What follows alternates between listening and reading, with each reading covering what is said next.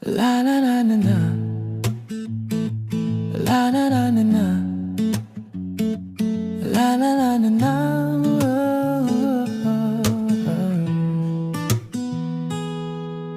Alas 3 na naman, gising pa ang diwa.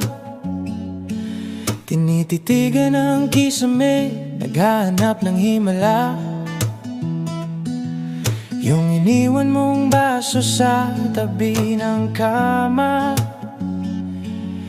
kalahati pa ang laman, parang tayo bitin at wala na.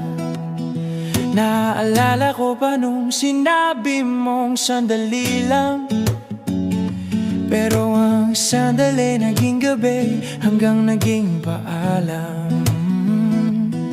At sinubukan kong tawagan ang iyong numero, pero boses mo sa voicemail lang ang sumasagot sa akin dito. Sabi ng kaibigan ko, bitaw na pre, talo ka na. Pero bakit ang hirap maniwala na wala ka na? At sabi nila, lilipas din yan, huwag kang mag-alala. Ang sugat ay hihilom, basta tayaan lang siya. Pero paano ang bukas kung nga ngayon ay kaibigan?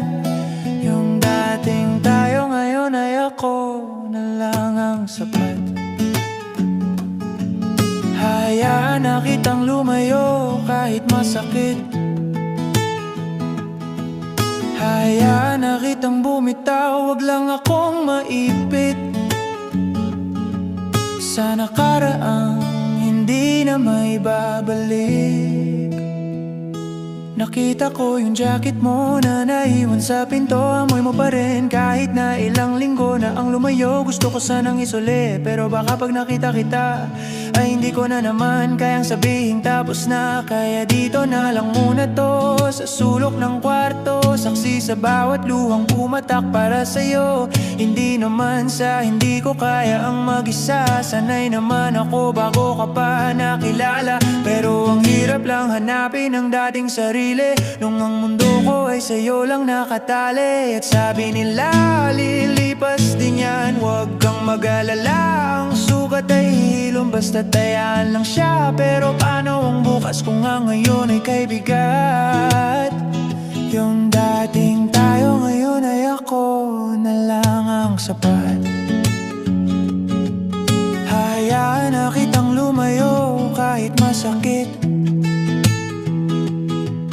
Alasing ko na, sumisilip na ang umaga. Yung baso ng tubig itatapon ko na.